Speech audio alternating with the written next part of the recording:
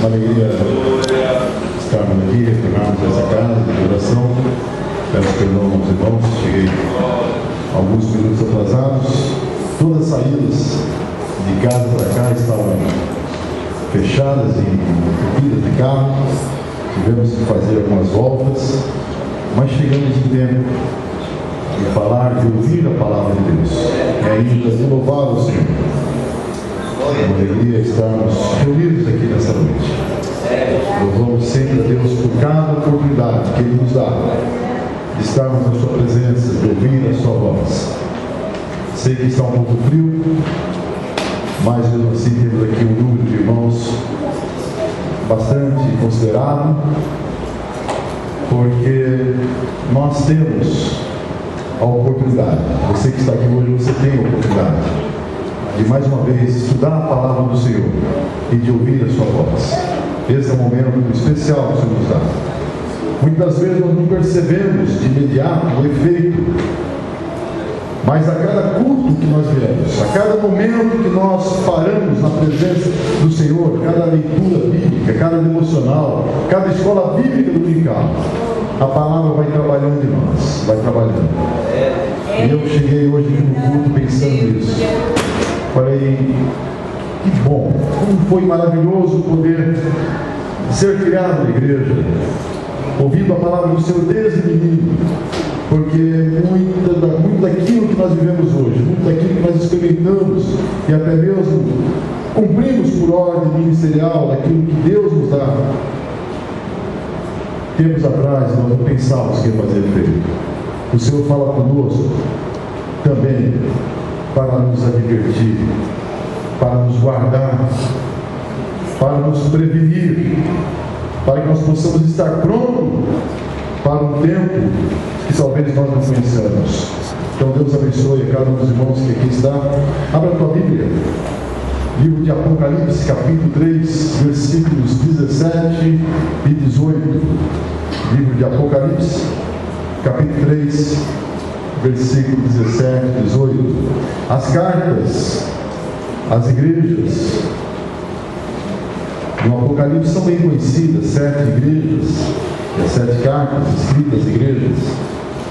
Nós vamos meditar apenas nesses 2 versículos, escrito à última igreja, a igreja de Laodiceia, e entender alguma coisa que o Senhor colocou no meu coração. Até queria trazer um outro estudo, mas desde ontem o Senhor me incomodou bastante nesse texto, e eu corri hoje para ler, para poder compartilhar com os irmãos alguma coisa que Deus colocou no meu coração a respeito dessa parte da carta. Diz assim: como dizes, rico sou e estou enriquecido, e de nada tenho falta, e não sabes que és o infeliz, e miserável, e pobre, e cego, e nu. Aconselho-te que de mim compres ouro provado no fogo, para que te enriqueças, e roupas brancas, para que te vistas, e não apareça a vergonha da tua nudez, e que unja os teus olhos com colírio, para que vejas. Quantos podem dizer amém? Amém. Lendo o texto, uma palavra tão dura à igreja de Laodiceia, talvez os irmãos possam ficar até preocupados com aquilo que nós vamos dizer essa noite. Mas eu quero, antes de tudo, dizer que a palavra do Senhor é vida. Ela nos dá vida, ela nos dá graça a continuar, e como eu disse, ela nos alerta para que nós não venhamos cair em determinados erros. E aqui fala a igreja de Laodiceia, fala a igreja presente, a pessoas que confiam nas suas possibilidades, nas suas riquezas e posições. E esse assunto veio no meu coração ontem, pois ouvindo um amigo meu, pastor, que esteve numa igreja no domingo, ele me ligou para relatar como foi que ele chegou numa igreja, numa comunidade, num bairro muito simples em São Paulo, uma igreja do nosso ministério, E ali, ao entrar naquele lugar com bastante dificuldade, pela acessibilidade e até pelo perigo do local, quando ele estava no ambiente da igreja, ele viu uma igreja viva, uma igreja pura, uma igreja rica no Espírito, uma igreja avivada, uma igreja que glorificava a Deus e confessava a salvação em Jesus. E ele disse com que graça ele pegou naquela noite de domingo agora, e com que alegria ele falou àquele povo, e saiu dali consciente de que ele muito precisava melhorar para poder alcançar aquilo que Deus estava mostrando para ele. E ele começou a falar isso para mim e mostrar a preocupação, pois em muitas igrejas que nós vamos, em outras que nós visitamos, quer aqui no nosso município, estado, cidade, ou mesmo Brasil, ou outros lugares, nós encontramos igrejas avivadas, encontramos igrejas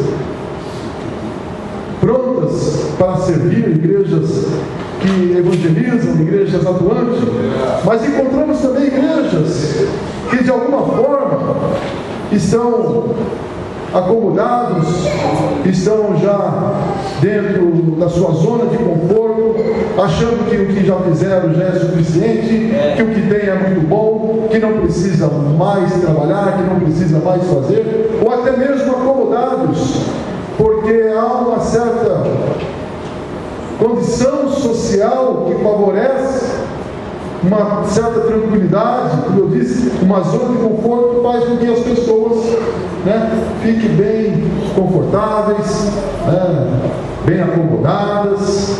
E aí veio esse assunto e essa palavra, esse pensamento no meu coração, e eu quero compartilhar com os irmãos.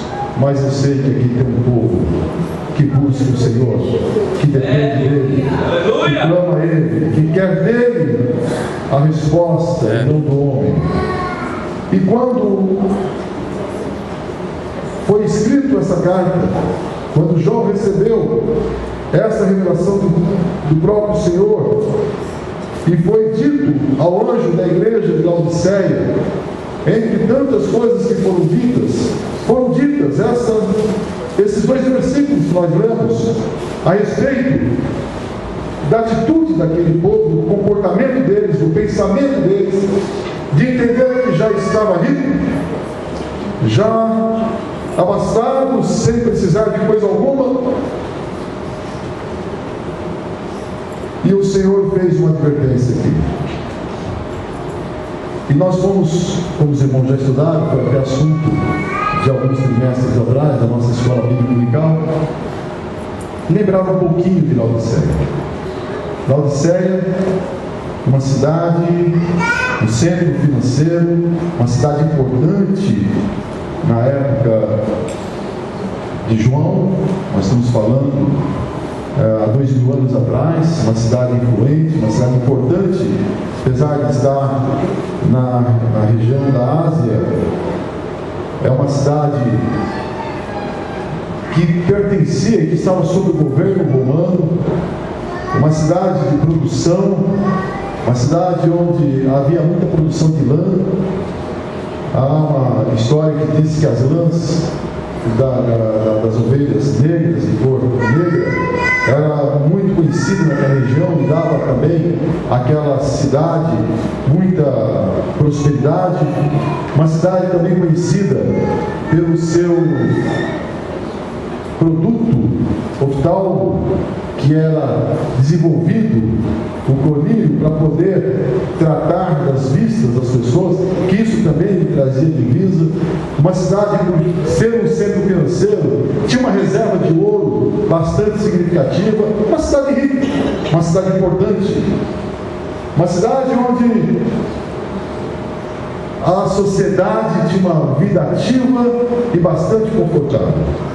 E nos dá a entender a história, e até mesmo o texto bíblico, que essa cidade, por ter essa característica, a igreja também vivia as mesmas características. O povo estava dentro da igreja, dentro do templo, como a igreja de Cristo, de certa forma, bastante satisfeito com aquilo que eles possuíam, com aquilo que eles tinham, com tudo que eles desenvolviam, e eles já não sentiam falta. E eles imaginavam, pelo texto nós podemos entender, eles tinham seus pensamentos: somos ricos, não temos falta de nada, temos roupa, temos ouro, temos produtos médicos, produtos oftalmos, somos uma cidade importante. Mas apesar de ser uma cidade importante, ela não tinha água própria, ela não tinha água potável. A água potável, a água de qualidade para consumo, chegava em aquedutos, era transportado em grandes corredores, em canos, talvez, de alguma forma. Esses aquedutos faziam com que a água saísse de Colossos e outras cidades e chegava, e por atravessar períodos distantes e tempo, ela chegava também morna. Ela não era uma água fria que serve para saciar a sede e para satisfazer o homem no seu interior, e nem é uma água quente que serve também para banhar, até com cuidado medicinal. Era uma água morna. Então o Senhor faz uma advertência a respeito disso também, porque não era frio e nem quente, não era água fria nem água quente, não era um povo frio nem um povo quente. Ele falou: oxalá fosse frio ou quente, mas por ser morno não desce, você não tem que beber uma água morna. Ele disse: muito cheio da minha boca. Foi uma das advertências. Mas no texto que nós lemos aqui, deu a entender que o pensamento deles era exatamente um pensamento de alguém que já estava muito satisfeito com a sua condição social, com a sua condição financeira, com os seus recursos. E por estar satisfeito, eles não estavam muito preocupados com a verdadeira situação que nós, como crentes, devemos estar. Não que ter algum bem, alguma propriedade, não que você tenha alguma reserva, ter uma poupança no banco para poder te guardar em alguma situação, seja errado. Absolutamente, ao contrário. Se você puder economizar, faça isso. Se você puder, tenha. Mas o problema é a condição dele, porque o texto diz assim: como dizes? Quer dizer, isso é o que você pensa. Você pensa que está tudo bem, você pensa que essa riqueza ou essa condição vai te dar todo o suporte necessário, vai te dar a segurança necessária, mas você não sabe o teu verdadeiro estado. Então Jesus está dizendo aqui, como diz, o perigo de alguém pensar que o que tem no campo material possa lhe garantir alguma coisa. É autossuficiência, né? É alguém que confia no poder, confia na posição, confia na força, confia no recurso, no ouro, e entende por esta situação que ele está totalmente resolvido. Alguém dá uma carteirada, sabe com quem está falando, né? Você sabe quem eu sou, né? Você sabe quanto eu tenho no banco, e em situações assim que faz com que o homem, além de autossuficiente, seja orgulhoso, arrogante, prepotente.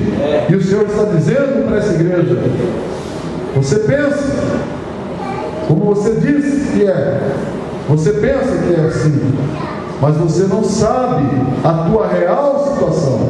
E eu louvo a Deus por essa palavra, porque a palavra de Deus, ela nos adverte quanto àquilo que nós realmente devemos cuidar, aquilo que realmente nós devemos nos preocupar, porque Deus sabe tudo que temos, tudo que precisamos e tudo que carecemos. E o assunto aqui, ele é espiritual, porque quando a igreja, nesse contexto da igreja de Laodiceia, ela está de alguma forma suficiente, ela deixou de buscar o que é essencial, ela deixou de buscar de Deus aquilo que realmente ela precisava. confiando naquilo que tem. E essa é a advertência que o Senhor nos faz. Nós não podemos estar confiados em algo material, em algo conquistado dentro do campo humano, da nossa limitação humana. Nossa vida é tão rápida, né? Passa tão rápido. Quando você vê, já tem 50, daqui a pouco já tem 100, e passa tão rápido.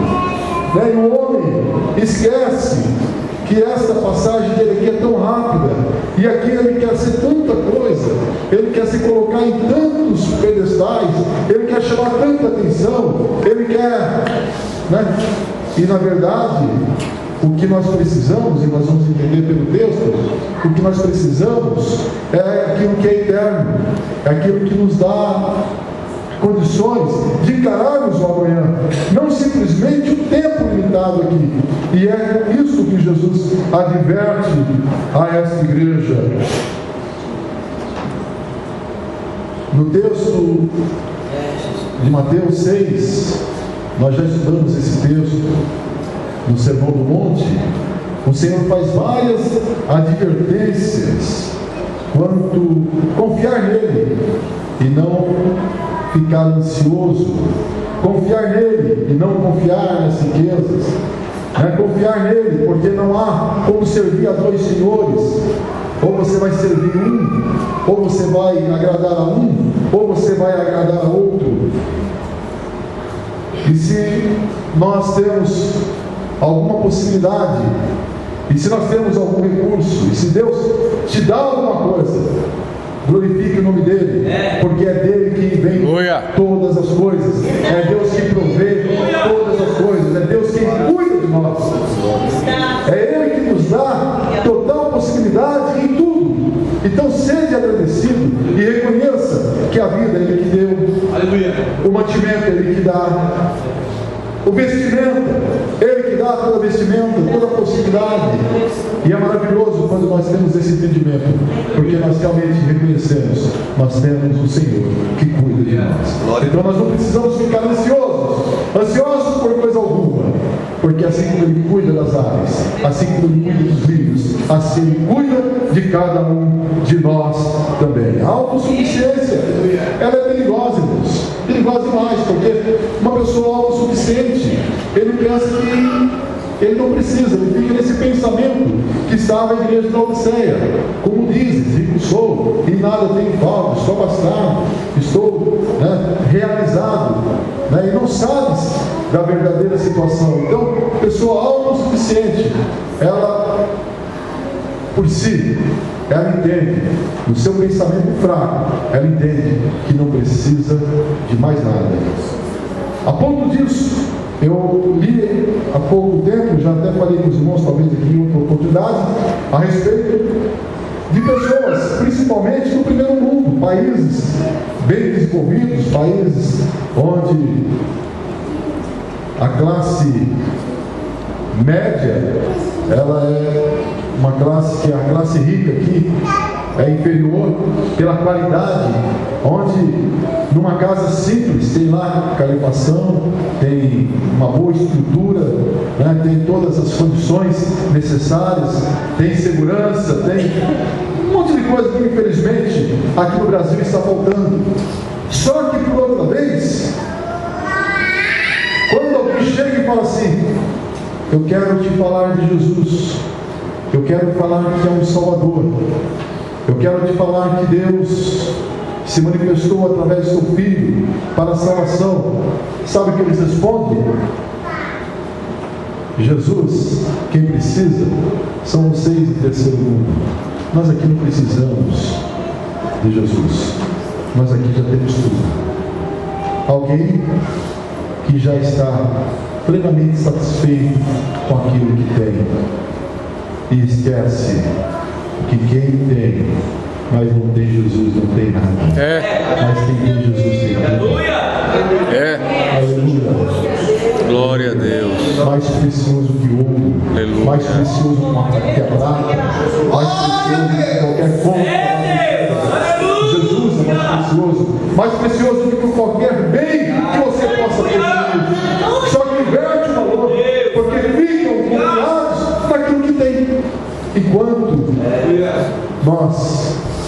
E eu louvo a Deus pela tua vida que aqui está.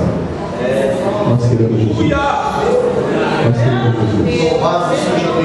O mundo pode preferir glórias, honras que aqui ficam, status, muito recurso. Mas nós queremos Jesus. 1000 vezes. 1000 vezes. Milhões de vezes. Deus, aleluia. Aleluia. São cuidados que nós devemos tomar. No capítulo 30 de Provérbios 30, por favor, nos versos 8 e 9, tem uma lição bastante importante, nós não vamos comentar agora, só para os irmãos anotarem, fruto de estudo. Olha como diz a Bíblia: alonga de mim a falsidade e a mentira, não me des nem a pobreza nem a riqueza. Olha o que ele pede, a oração dele, a oração sabe: não me des nem a pobreza nem a riqueza, dá-me o pão que me é necessário.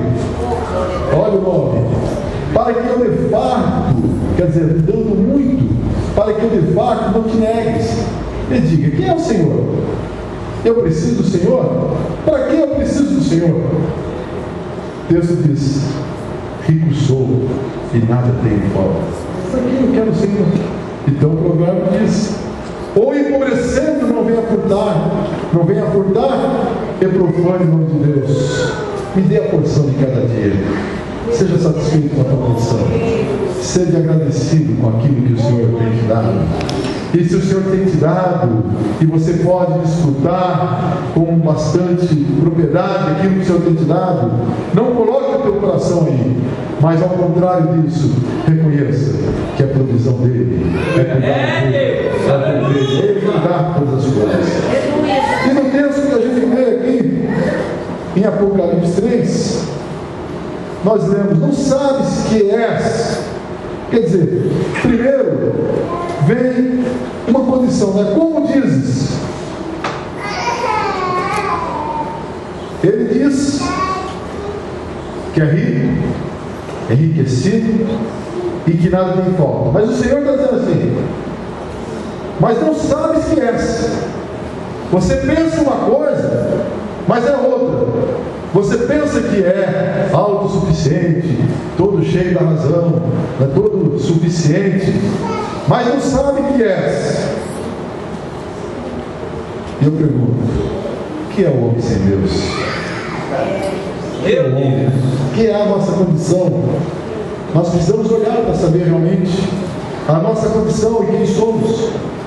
E quantas vezes nós somos equivocados a respeito de nós mesmos, nem para dizer a respeito de outros, porque se nós não acertamos a respeito de nós mesmos, muitas vezes nós não sabemos quem nós somos, né? Nós mesmos não conhecemos a nós, como queremos conhecer a outro, mas o Senhor conhece a nós. O Senhor conhece o nosso íntimo, conhece aquilo que é mais profundo no nosso coração, aquilo que nós mesmos não conhecemos, o Senhor conhece. Ele pode dizer a nosso respeito.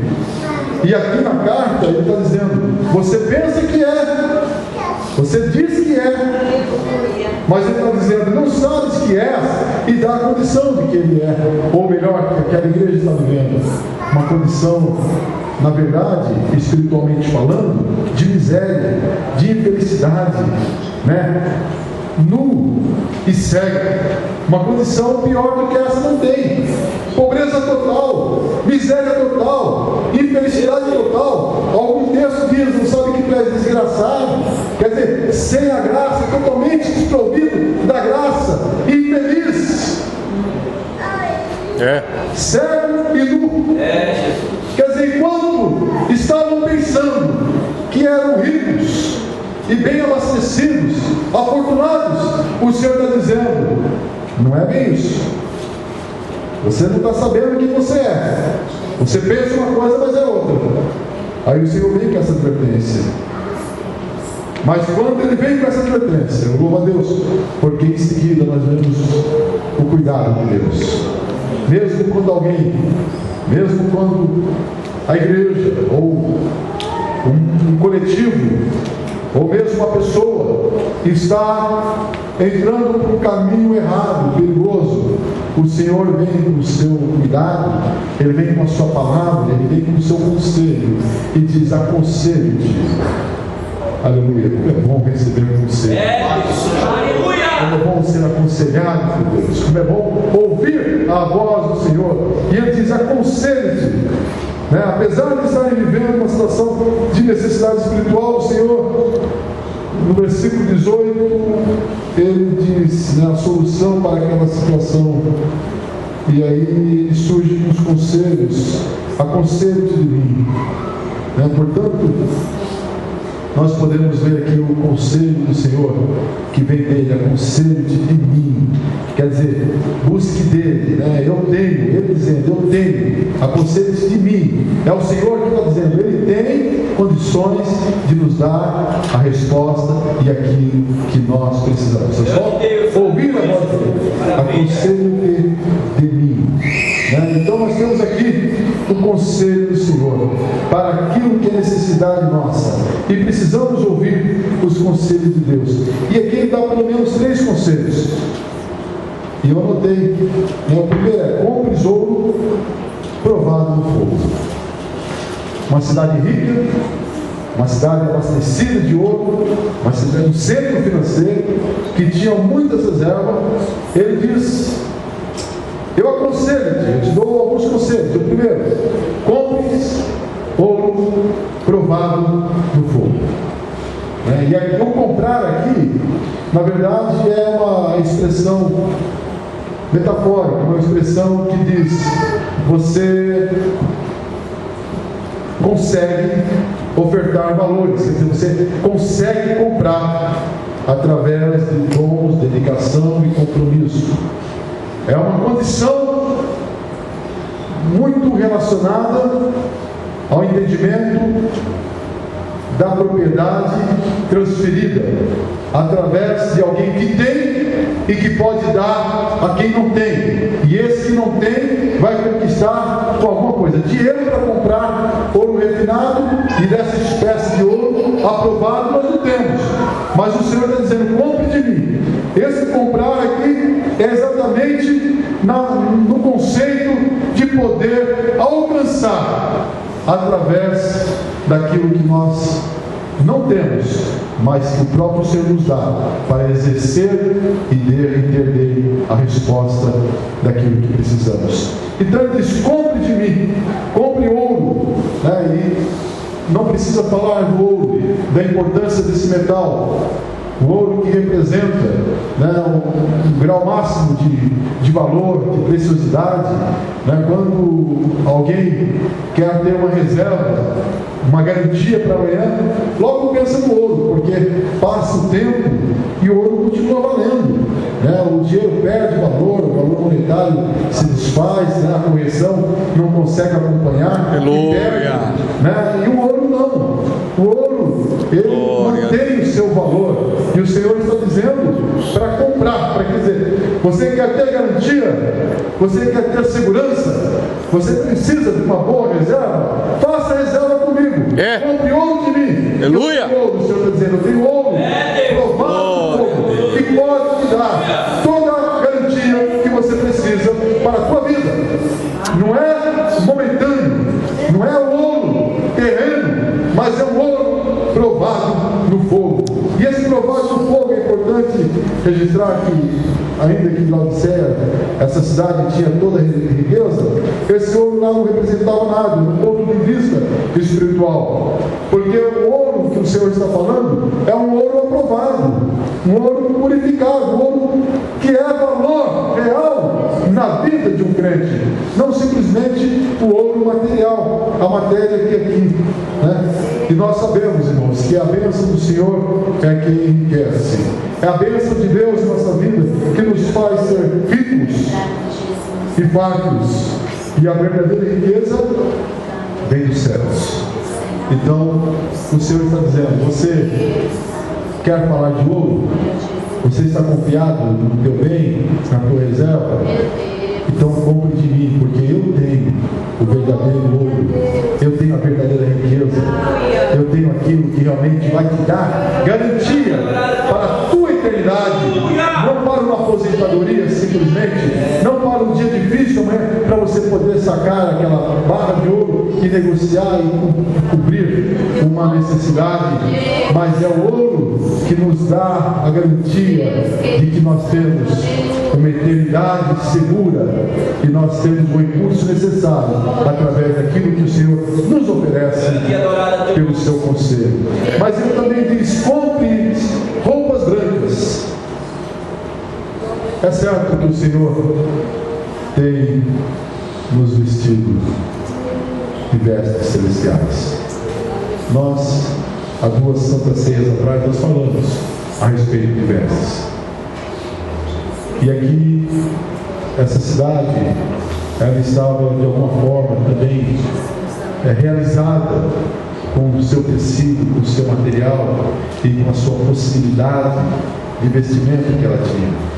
Mas o Senhor está dizendo que é necessário uma vestimenta especial, uma vestimenta toda adequada, para quando tiver a ceia, estivermos na ceia, na eternidade, ninguém venha questionar o tipo de roupa que nós estamos usando, como na parábola que nós podemos ler e aprender de Jesus, de alguém que não tinha os trajes necessários, alguém que não tinha os vestidos adequados para aquele banquete, para aquele momento, mas o Senhor tem roupas adequadas, tem vestes adequadas, que são vestes brancas.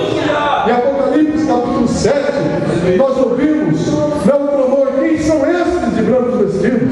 Quem são esses que estão de branco? E ouve-se a resposta: esses são os que lavaram as suas vestes no sangue do Cordeiro. Aleluia, aleluia, glória a Deus. Aleluia! Física critica, mas as vestes espirituais nos dá a possibilidade de estarmos diante do Rei eterno, do Rei da glória, e vestidos adequadamente, trajando adequadamente. Não há nada pior do que você chegar numa festa e perceber que você errou na roupa, que você não está adequado, que está tudo diferente. Você não tem como. Imagine você chegar de bermuda, de camiseta, onde pede traje social a rigor. Não tem como. Você não entra. Não é possível estar. Não tem condição. Você não vai se sentir bem. Você tem que estar adequado. As vestes precisam ser adequadas. As vestes precisam ser próprias. E para estar nos céus, nós temos que ter vestes brancas, limpas, purificadas e lavadas no sangue do Cordeiro. Aleluia, aleluia, aleluia. Quem são esses de branco vestidos? Quem são esses? Eu estarei lá no nome de Jesus. Você estará lá. Esses são os que lavaram o sangue do Cordeiro. Aleluia, glória a Deus. Oh, coisa boa, Jesus! Oh, rataka reteki amanto kele. Aleluia! Glória! O Senhor que nos dá essa possibilidade. Eu sei que o meu estado anterior, você sabe de onde o Senhor te tirou, a condição que você está.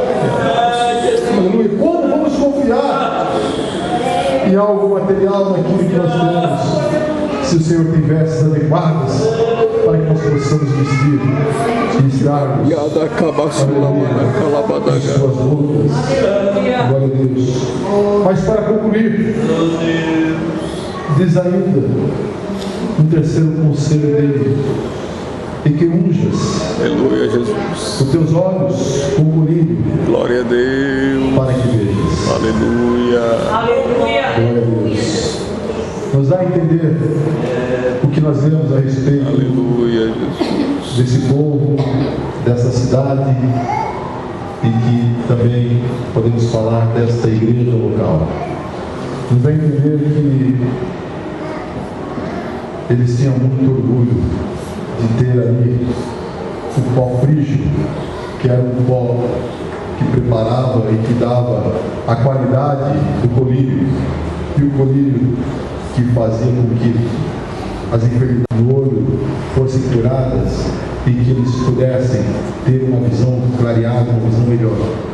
Nos dá a entender no contexto que eles tinham muita satisfação de ter esse recurso e de ser provedor desse recurso medicinal para outros povos e poder oferecer esse colírio que era cura, como eu disse, para vistas daqueles que precisavam de uma qualidade de visão melhor. E eles tinham essa condição, esse pensamento. E o Senhor vai exatamente aí e fala: olha, vocês são cegos, vocês precisam de ungir com o meu colírio, o colírio que eu dou, não com esse colírio que vocês têm, mas ungir com o colírio que eu tenho para oferecer. Quer dizer, compre de mim, ele diz, o Senhor diz, compre de mim o colírio necessário que vocês precisam para começar a ver, para começar a enxergar, porque enquanto vocês não usarem desse colírio que eu tenho, vocês não vão enxergar, vocês vão continuar cegos. Pensa que vê, mas não vê, porque o que vê é físico, o que vê é material, o que vê é limitado, mas o Senhor nos quer dar uma possibilidade de visão muito além. A visão que o Senhor dá para aqueles que usam do seu colírio é uma visão espiritual, é uma visão que transcende, é uma visão que avança, é uma visão que alcança longe. A partir do momento que alguém usa esse colírio, é como se tivesse os olhos totalmente tampados. Glória a Deus. E depois abre e fala: olha que lindo, tem cores, tem flores, tem beleza. Olha, como se alguém que não tivesse visto e agora estivesse vendo. Quantos que não podem ver fisicamente, mas espiritualmente enxergam longe, porque já experimentam e já vivem com o colírio verdadeiro, que é o colírio que provém do Senhor Jesus para a cura da visão que o homem precisa. Muitos têm uma visão boa física, mas espiritualmente não enxergam um palmo à sua frente. E o Senhor está dizendo aqui: você que precisa, você que pensa que já está vendo, você que acha que aquilo que você vê já é o suficiente, eu tenho muito mais para você. Quer dizer, Ele quer nos dar a possibilidade de ver a revelação da eternidade, aquilo que Ele tem, que é muito mais do que nós podemos ver. Prova disso, irmãos. Até como exemplo, no Antigo Testamento, nós temos aquela passagem de Eliseu, quando Eliseu está em Samaria e é cercado, né, e os homens vão lá, o exército vai lá para prender Eliseu, e o moço dele, Geazi, sai apavorado quando vê que há um exército que cerca, um exército que está tomando aquele ambiente, e aquele moço fica apavorado. Ele conseguia ver o que era físico, porque de fato o exército de Samaria estava ali cercando. Isso ele podia ver, qualquer homem poderia ver, qualquer homem natural, qualquer homem que tenha sua visão física normal, ele conseguiria ver o exército da Síria que estava cercando Samaria e que estava em busca do homem de Deus, o profeta Eliseu. Qualquer um poderia ver. E Geazi, quando ele sai para fora, ele vê aquilo que era possível ele ver. Mas quando ele volta e fala ao homem de Deus, fala: agora não dá, agora nós estamos cercados, agora acabou tudo, olha lá o exército, olha, nós não temos por onde escapar. O homem de Deus, muito calmamente, muito tranquilo, ele disse: Senhor, abre os olhos desse moço para ver. E quando ele teve seus olhos espirituais abertos, ele pôde ver o exército de Deus, que era muito maior, ali impedindo qualquer ação daquele exército físico, aquele exército humano, aquele exército assírio. Talvez até agora você não tenha conseguido ver um pouco mais. Você tem visto a dificuldade, tem visto a condição inimiga, o cerco, aquilo que é físico. Você fala, mas como? Nesta noite, o Senhor tem colhidos para abrir os olhos. Aleluia. Para que a partir de agora, para que a partir de hoje, você ainda não tenha uma visão ampla, uma visão espiritual daquilo que o Senhor tem revelado e daquilo que Ele tem para revelar. Que a partir de hoje, nós, a Igreja de Cristo, a congregação aqui de Jandira, nós possamos ter uma visão ampliada no sentido espiritual, uma visão ampla, uma visão que alcance tudo que o Senhor tem para nos revelar, para nos mostrar, e não ficamos limitados com a nossa visão humana, com nossos planos, com aquilo que é nosso, estratégico nosso. Vamos fazer assim, ou estamos vendo, irmãos, no campo físico e humano, nós conseguimos ver paredes, limitando, ou as pessoas que aqui estão, né, conseguimos, mas quando nós permitimos Deus mostrar aquilo que é espiritual, nós vemos muito mais do que nós podemos ver o que está aqui nesta noite. O Senhor já nos mostra coisas muito grandes e coisas eternas, não simplesmente que alcança o hoje, que alcança essa dimensão física, mas que vai muito além e que nos mostra muitas outras coisas. E é o que o Senhor quer que nós tenhamos, uma visão sadia, uma visão espiritual ampla. Então, para isso, Ele diz: compre de mim colírio para os teus olhos, colírios, e unge os teus olhos com colírio, para que vejas. Essa é a condição do Senhor, o conselho dele para alguém que pensa que está fortalecido com aquilo que tem no material, para alguém que pensa que já está abastecido. É o conselho que nos dá: não confie nos teus bens, não confie na tua possibilidade, não confie com a tua força, na tua força, não confie no teu poder, no teu título, não confie naquilo que é corruptível, naquilo que passa, naquilo que amanhã já não existe mais. E ele diz, ele aconselha, mas ao contrário disso, compre de mim ouro provado em fogo, compre de mim vestes brancas e compre de mim colírio e unge teus olhos com colírio. Glória a Deus. Eu convido os irmãos a se colocar em pé e nós vamos orar agradecendo a Deus por esse momento que o Senhor tem nos dado e por sua palavra. Glória a Deus. Como é maravilhoso aprendermos do Senhor e da sua palavra. Como é maravilhoso poder ouvir a voz do Senhor. Aleluia. Quantos estão limitados em visão, quantos estão limitados naquilo que tem e ainda estão satisfeitos, quando o Senhor tem muito mais para nós. Aleluia. Talvez você já tenha um pouquinho e já se sinta bastante satisfeito. Não, eu confesso que primeiro eu tenho que reconhecer que se há algo que eu possa ter, e se há algo que eu penso que eu tenho, de toda forma, é o Senhor Deus que provê. É o Senhor Deus que dá tudo. Aleluia. Segunda coisa, eu não posso de maneira nenhuma ter meu coração preso naquilo que é transitório, naquilo que é passageiro. Passa. Diz o Senhor: não ajunteis tesouros na terra, onde corrói, onde a prata, o ouro, o dinheiro se desfaz com o tempo, mas ajuntemos tesouros dos céus. Aleluia. Aleluia. Ouro provado no fogo. E ele tem vestes. Aleluia. E ele tem colírio.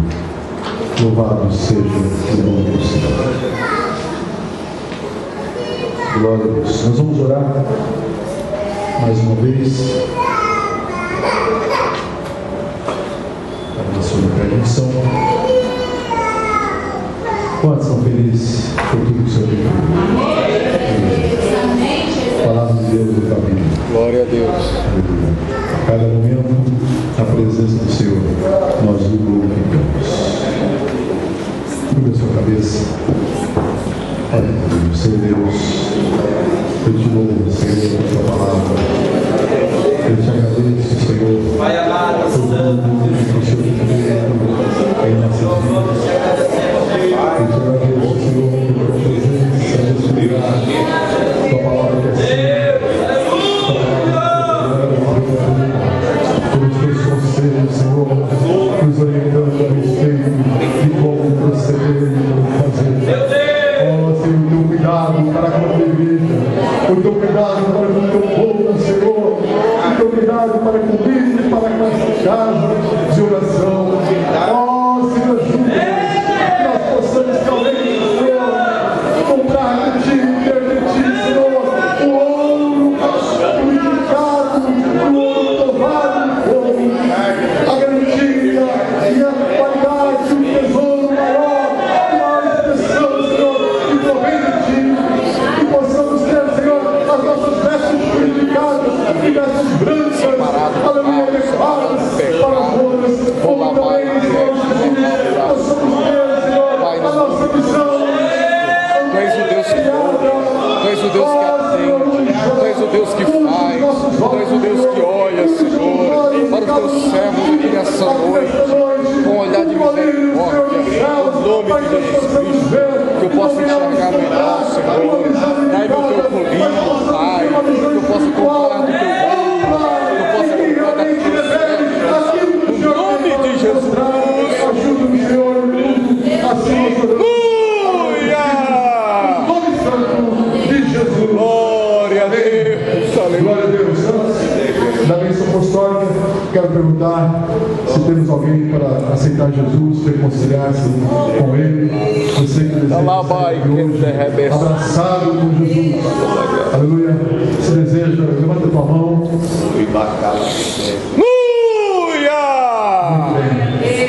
Glória a Deus, aleluia. Outra oportunidade, seja esse povo é o povo de Deus, essa igreja é a igreja de Cristo. Glória a Deus.